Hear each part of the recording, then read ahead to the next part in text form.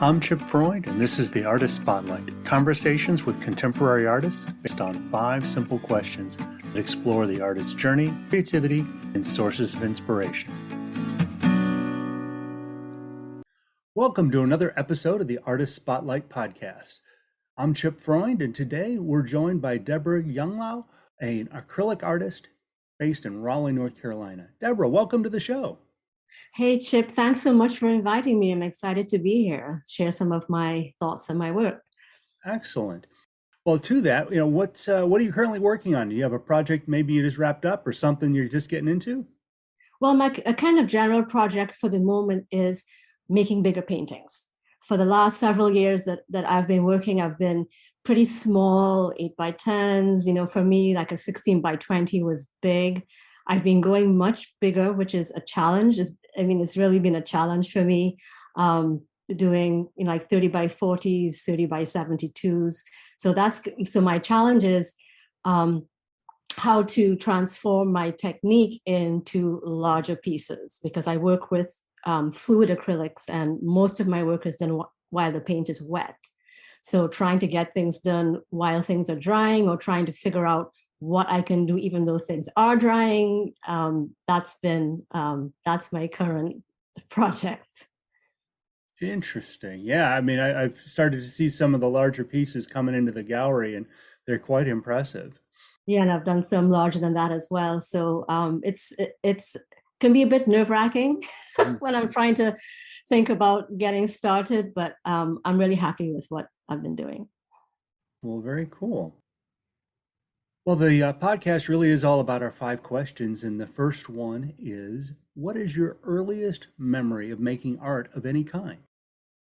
Well, I can't remember anything before, like about age maybe 11 or 12 in Form 2. Oh, sorry, that's British nomenclature. I was born and grew up in Trinidad, so we have the British system.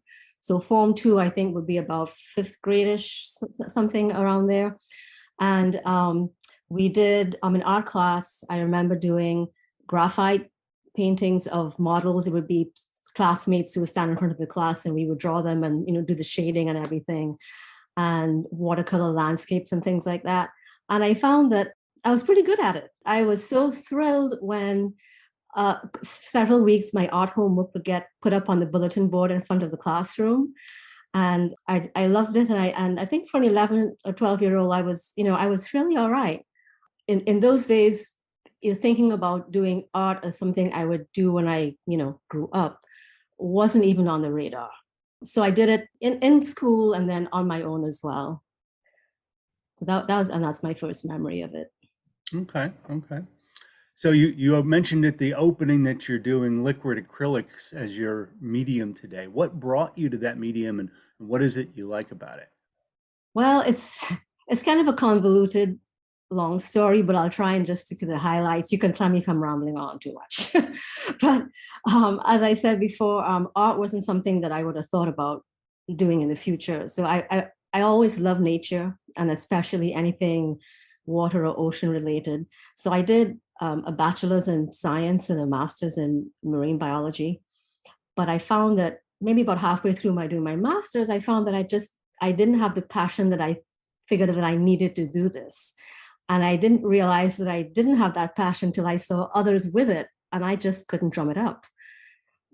But in between, or meanwhile, doing my science stuff, I was still doing creative things. I was actually designing and making clothes for myself and my friends. So fashion design was my creative outlet at that point.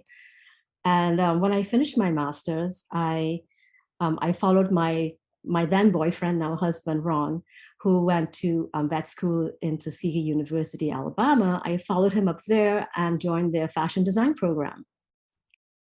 And I did get my fashion design degree and worked in that industry for a while, but still on the side. Well, actually, I'll back up a bit. I did one of my classes that I did was introduced me to batik on fabric, which is working with dyes on fabric. And I fell in love with the concept of colors just moving across the surface and having a mind of their own, and blending and doing all the interest, creating patterns and things like that. So I was kind of teaching myself that on the side while doing my fashion design.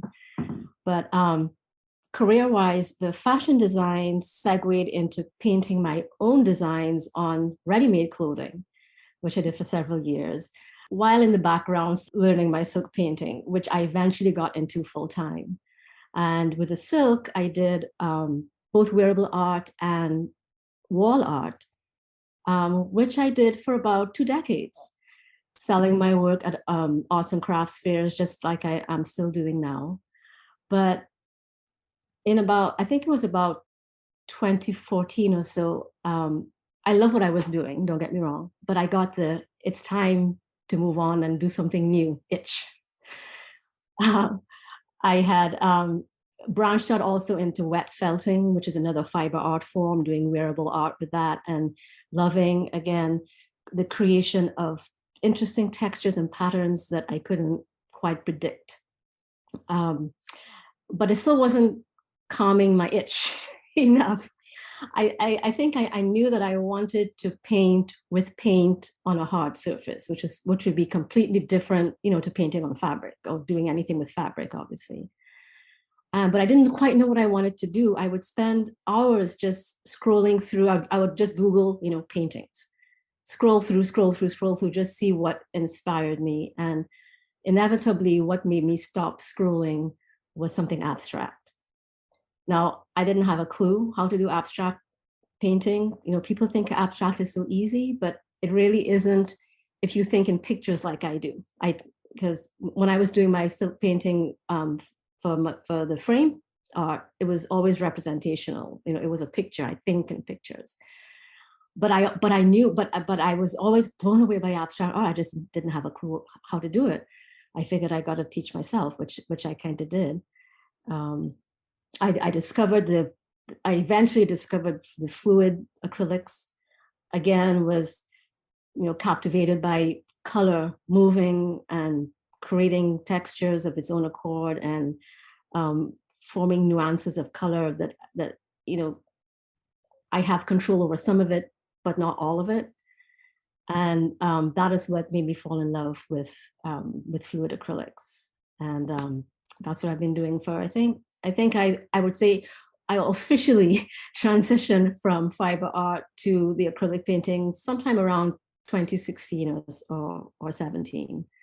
And that is what I've been doing since. Every piece is an experiment. I'm not quite sure why I like this uncertainty thing, but I tend to be drawn to things that I don't know what they're going to look like exactly when they're done. But I seem to be drawn to that. Very cool. Which sort of leads into our next question, which is what inspires your art? Where does it come from? Well, I think still going back to my love of nature and water, and in particular the ocean. Um, I do some paintings that I would call my beachy paintings, that kind of look like aerial views of the beach. And you see my in the colors, the brilliant aquamarine colors of my native Caribbean Sea always are very evident in any of my sort of watery paintings. And in my other paintings where I use color, it's that brilliant tropical color, the tropical vegetation and flowers that we have, that I grew up with there. I'm not trying to make anything look like anything, but those sort of colors and forms are in the back of my mind. And interestingly, when I've done one of my paintings, which it's not, like I said, I'm not trying to make it look like anything, but I always see either flowers or leaves or something nature, whereas somebody else will come in and they'll see faces and eyes, and which I never see unless somebody points it out, and I'm like, oh yeah, there it is. But I never see that, even though I actually started, let's say I started my art doing figures and faces, but I never see that now. I always see something nature related. Something that I've heard other abstract artists talk about is that the abstract art often is representational of emotions or of feelings. Does that play into your creative process at all? It doesn't really. Um, I don't really, I'm not really, at least I don't think, at least not consciously. I'm not consciously painting my emotions. I'm mostly thinking about color and shape and um, pretty much my initial thought is how can I put these colors that I want to use into a pleasing composition? Hmm. And and then it's kind of after the fact when I see what happens on my painting, because I'm painting in layers and layers and layers of wet paint that once they're wet, they're on the move. And I can kind of sort of control where they go, but not all together because there's just so many layers interacting with each other. Some colors will sink and others will rise, and they interact with each other and make interesting patterns. And so I kind of let the painting do what it wants to do to begin with, and then I will see what comes to me, what it may look like or what kind of feeling it evokes, but after the fact. And I will, after all my different layers are dry and like the initial, what I call the first draft is done, then I will kind of take over control and use a brush to maybe bring out details or develop certain areas more or tone them down into something that I think it might be developing into. But a lot of it is just going with the flow and letting it speak to me rather than me control it, if that makes sense. Yeah, yeah. Do you ever use techniques to move the wet paint, be it blowing on it with a tube or using brushes or sticks to draw and move the liquid paint? Oh yeah, you name it. Mostly I will use a palette knife, but I will use any of the tools that I have. Like I use skewers or paint sticks a lot, fingers, hands, and I will sometimes blow the paint with a tube or with a blow dryer. So like on one piece, I'll do a whole lot of different techniques, just depending on how I see things are developing. Okay. Oh, so it's got to be a very interesting sort of interactive element of the process in the sense that, like you say, the paint is sort of doing its own thing, but at the same time, you're coaxing it in a way that you're envisioning. That's exactly right. I really don't have complete control over it. Kind of like the most I could do is a kind of sorter, and so on the fly I do have to make pretty quick decisions because I'm trying to get at least as much of it done while the paint is while all the layers are still wet before it begins to kind of set up and get gooey. So if something isn't going the way I want it to go, I have to think quickly. Well, what do I do here? Sometimes I can actually scoop the paint right off the canvas and do a little section again, or shall I just add some more paint and see what happens? Mostly it's a case of let's add some more paint and see what happens. I think that's a bit of the scientific analytical part of my brain. I cannot resist answering the question, well, what would happen if I did this? I love Like it. the one little voice on my shoulder would just say, just leave it alone. But the other voice would say, but we won't know if we don't try. So let's go for it. Oh, I love it. I love it. I too have a biology background and a love for things ocean, so I share that piece of you. Oh, wonderful. The next question in our discussion is what advice would you give to an artist just starting out? Well, I do have a couple tips. First, I would say take workshops from artists that you admire, preferably in person, because while online courses, of course, are a wonderful resource, you can't beat that live interaction with an instructor who can, come over to where you're working and give you tips and show you things and discuss that way. And that's mostly how I learned by taking workshops. I didn't go to formal art school or anything like that. So that would be my first tip. Second, after you've absorbed some learning and things, do it. Just, start off with inexpensive materials. So if you mess up, it's not a big deal. And, there's not this pressure, I can't ruin this canvas. Don't be afraid to ask that question. What would happen if I do this? And just do it. And well, of course, it's fine to ask for help and guidance. I still advocate just trying things for yourself. And if something messes up, it's not a huge deal. In fact, mess ups are a great teaching moment. I'll just give you a quick little story of a mess up that I had. This was right after 9/11, and a group of local artists were invited to have an exhibition with work pertaining to that event in some way. And I was silk painting on silk then, and I was doing a piece called River of Peace. I had lots of symbols of peace and togetherness, and very kumbaya, but I tend to go kumbaya rather than the other direction. So the painting was to have a teal turquoise border around the painting itself, which was going to represent the river. And I can't remember how I messed it up, but I think I messed up that border pretty badly. But I already had the rest of the painting finished, didn't have time to redo anything. So I'm trying to fix this thing. Now with dyes, when you put new wet dye over old dry dye, it forms a hard line, which I think I must have not wanted, because I kept painting over and over and over this thing. I just couldn't get it right. Finally, I got frustrated, went to bed. When I got up the next morning, I had the most gorgeous, deep, rich teal color around that border that I would never have gotten if I had gone through with my original plan. All the dark lines that I was trying to get rid of while I was trying to fix it, they had gotten all nice and smushy and fuzzy, and it looked like ripples in the water. And I mean, it was beautiful, and it was all because of a mistake. So make mistakes. I call them opportunities for creativity. Mm-hmm. Try and morph them into something else. Happy accidents. Yeah, happy. I try, I have accidents all the time. I try to make them happy.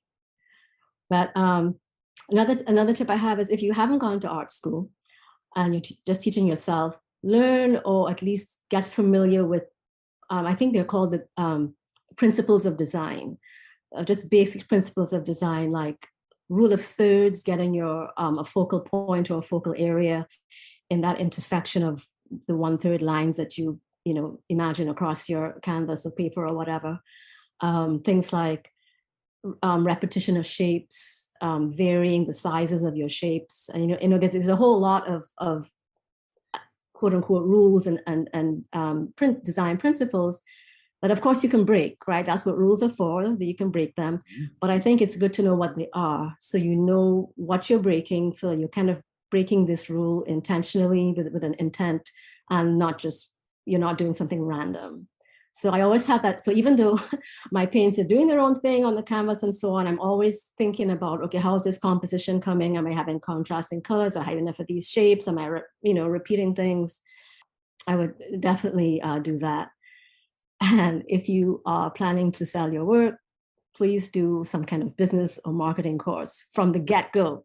Don't wing it like I've been doing. I think just try and get that from the beginning. My last tip is create what you love. You will never please everybody. Create what makes you feel good. I think those are some very sound bits of advice there.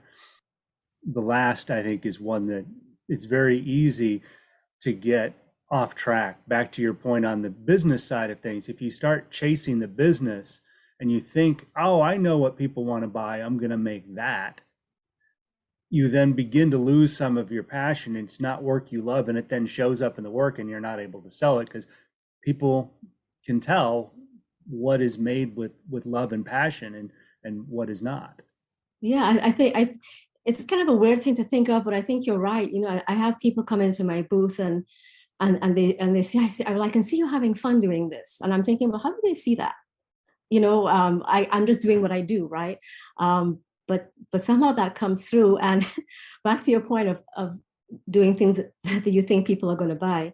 When I was doing my hand painted clothes, and I know I would paint different motifs on the clothing, and at a show, inevitably, people would come in and they'd want exactly what I didn't have. Do you have something with golf? No. You got something with sewing? No. So I think, oh, people want golf, interested in sewing stuff. So I go back and for the next show, I do a bunch of stuff with golf things or maybe sewing things. I don't sell one, you know. So it inevitably just kind of worked that way. And so I just figured out, you know what, I like painting flowers and trees and leaves and things like that. That's just what I'm going to paint.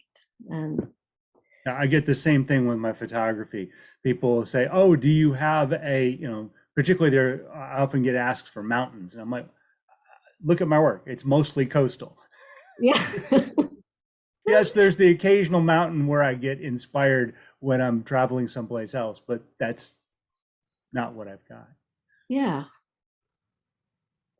Well, we wrap up every conversation with some recommendations. So, what artist or artists, if you can't nail it down to just one or two, would you suggest our listeners go check out? It can be somebody you just discovered, somebody you've long known, dead, alive, but somebody's art we should go check out.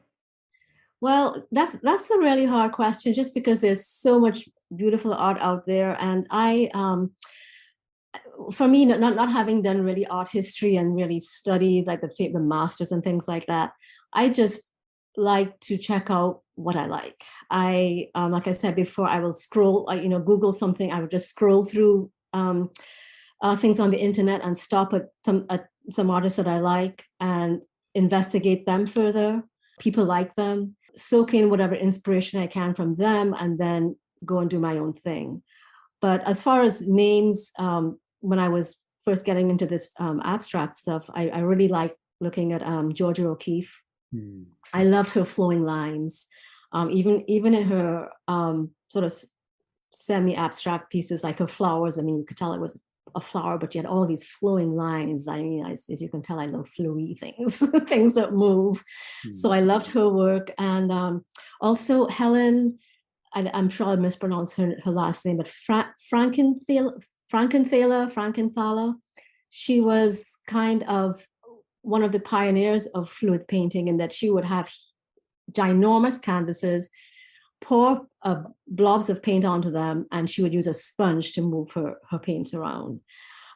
So her work is pretty fascinating to look at if you're interested in abstract work as well. And I also like Franz Klein, Clifford Still.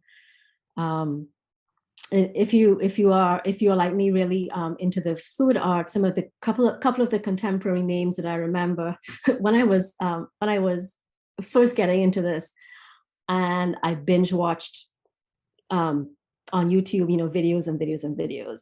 And I really wasn't looking at people's names. I was just looking at what they were doing. Mm. So, but the two names that I kept coming back to, her name was Melly D. I don't know what her real name is, but her screen name was Melly D. And also Rinsky Duna. I think she's from the Netherlands. And she also does some beautiful work with the fluid acrylics. And of course, once you put one little of that search term into YouTube, a gajillion will come up. So it's easy to find something that will say, "Oh, I want to do that," and that's how it was with me when I discovered the fluid acrylics. I was like, "Oh my God, this is it!" So when you get that spark, that's your jumping off point for investigating. And I'll say again, do it. I must have binge watched YouTube videos, must be for about 2 years before I even got up the gumption to go buy the fluid paints and do it.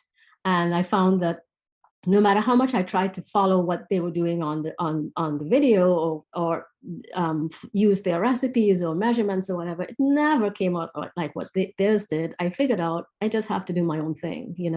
I learned bits and pieces from here and there, and then put it together myself. Well, great. Those are some wonderful recommendations. And as always, I'll do my best to get the links to those artists in the show notes so folks can go check them out easy enough.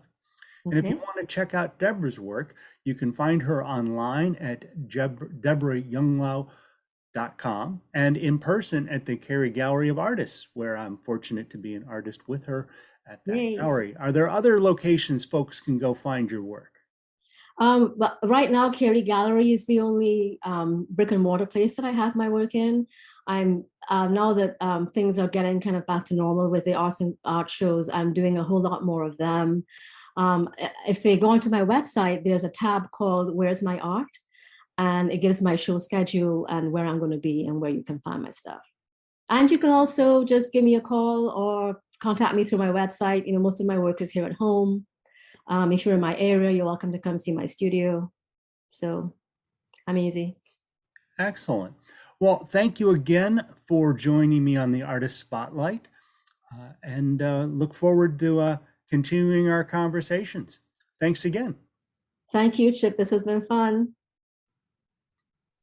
And this has been another episode of the Artist Spotlight. Tune in next time for a conversation with another contemporary artist.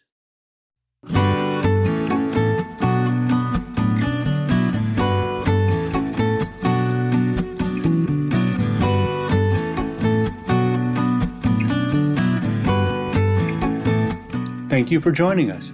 This has been the Artist Spotlight with Chip Freund. Find accompanying blog posts at chipfreundphoto.com/blog, and you may subscribe to our show on Amazon Music, Apple Podcasts, Spotify, or wherever you like listening.